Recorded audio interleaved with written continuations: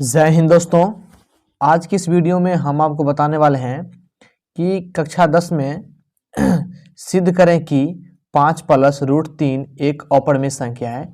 इस प्रश्न को आप लोग कैसे सॉल्व करेंगे, और मैं आपको बता देना चाहता हूं कि जो मैं तरीका बताने वाला हूं वो तरीका ना ही किसी किताब में मिलेगा और न ही किसी क्वेश्चन या गोल्डन या कोई भी हो आंसर शीट या कोई गाइड भी मिलेगा, और ना ही कोई टीचर इस तरीका से बताया होगा। ये ना मैं कह रहा हूँ कि अच्छा बताया होगा, लेकिन हर एक टीचर अलग अलग तरीका से बताया है। लेकिन आज मैं जो सिंपल विधि बताने जा रहा हूँ ना, वो सबसे आसान है और हर एक को समझ में आ जाएगा, चाहे आप कितना भी कमजोर क्यों ना हो। ठीक है, तो उसके लिए आपको वीडियो को पूरा देखना होगा, और ये क्वेश्चन एग्जाम में बराबर पूछता है, इसीलिए मैं इसको सॉल्व कर रहा हूँ। ठीक है, तो जब इसको सॉल्व कर लेंगे ना आप, तो फिर इसको भी सॉल्व कर लेंगे। जैसे देख सकते हैं क्वेश्चन सेम ही है, सिर्फ अंक चेंज है। ठीक है, यानी इन दोनों में से कोई सवाल एक पूछ देगा आपको, तो हम पहला को अगर सिद्ध कर लेंगे तो आप दूसरा को आसानी से अपना मन से ही सिद्ध कर लेंगे, ये मेरा गारंटी है। ठीक है, तो चलिए हम सिद्ध करते हैं। सबसे आप पहले आपको एग्जाम में दिया रहेगा इस प्रकार से, एक अपरिमेय संख्या है, और कभी कभी ये भी बोल देता है कि सिद्ध करें कि 5 प्लस रूट 3 एक परिमेय संख्या नहीं है। इसका मतलब अपरिमेय संख्या बोलने के लिए हमें कह रहा है। ठीक है, तो चलिए हम सिद्ध कर देते हैं। ठीक है, तो हम लिखेंगे यहाँ पर पहले हल। ये बोला हमको अपरिमेय, हम ठीक इसका उल्टा मानेंगे, लिखेंगे माना कि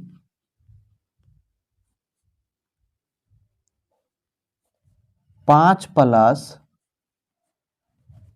रूट 3 एक, इसका उल्टा परिमेय हो जाएगा। ठीक है, परिमेय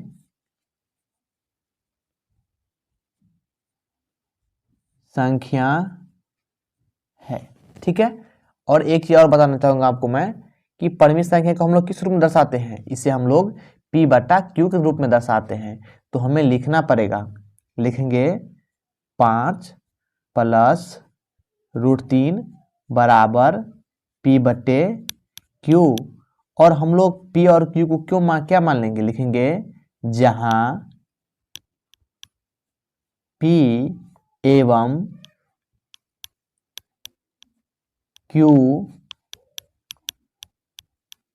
कोई पूर्णांक है। ठीक है, और q बराबर जो होता है कभी नहीं होता है जीरो। ठीक है, यहाँ पर लिखना पड़ेगा q बराबर कभी नहीं होता है जीरो, ये आपको भाषा लिखना पड़ेगा। ठीक है, तब जाके सॉल्व होगा सवाल को। तो सवाल को हम सॉल्व करते हैं, कैसे करेंगे ध्यान समझिएगा। ठीक है, तो देखिए हम इसको समीकरण की तरह सॉल्व करेंगे। तो यहाँ पर लिखेंगे 5 प्लस रूट 3 बराबर p बटे क्यू। अब ध्यान समझिएगा, हम रूट 3 को यहीं पे रखेंगे। ठीक है, 5 को हम क्या करेंगे, बराबर के इस तरफ ले आएंगे। ठीक है, यानी p बटा क्यू।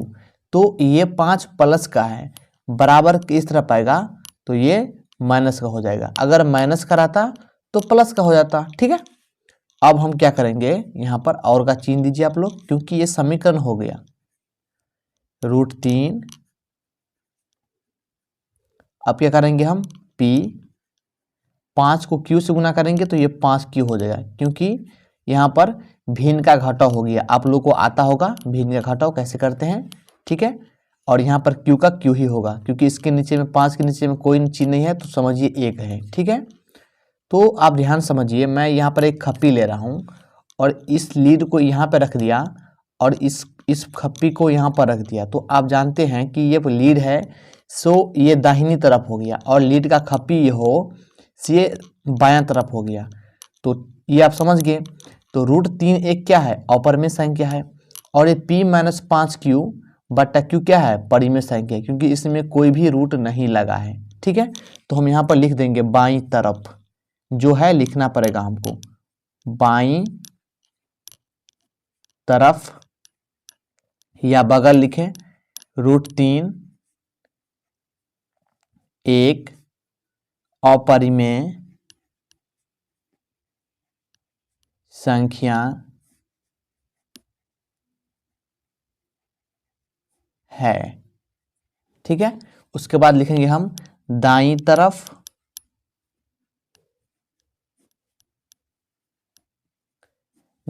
क्या हमारा ये है p माइनस 5q बटा q एक परिमेय संख्या है, परिमेय संख्या है। ठीक है, तो आप देख सकते हैं कि यहाँ पर √3 है और यहाँ पर 5 माइनस 5q बटा q, यानी दोनों सेम नहीं है। और यहाँ पर अपरिमेय संख्या बराबर परिमेय संख्या होता भी नहीं है। ठीक है, तो इसके बराबर ये भी होगा भी नहीं। तो यहाँ पर लिखना पड़ेगा कि अपरिमेय संख्या बराबर नहीं होता है परिमेय संख्या। चाहे तो आप यहाँ पर पहले परिमेय संख्या भी लिख सकते हैं और यहाँ पर अपरिमेय। ठीक है, तो वो गलत नहीं होगा, सही होगा। ठीक है, तो हम लिखेंगे यह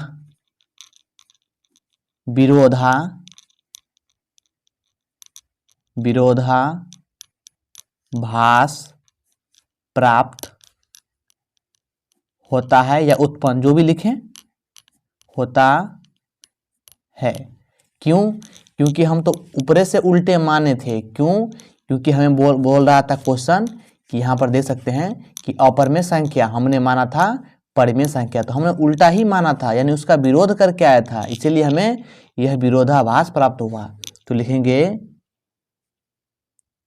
चूंकि 5 + √3 एक परिमेय संख्या नहीं है। ठीक है, इसलिए 5 + √3 एक अपरिमेय संख्या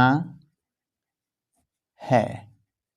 ठीक है, ये हमने साबित करना था, इसको प्रूव्ड लिखेंगे PROVD। ये हमने काफ़ी कमज़ोर बच्चों के लिए इस तरह से बेसिक्स समझाते हैं, क्योंकि अगर 100 बच्चा रहता है तो उसमें से कम 50 बच्चा बहुत कमज़ोर रहता है।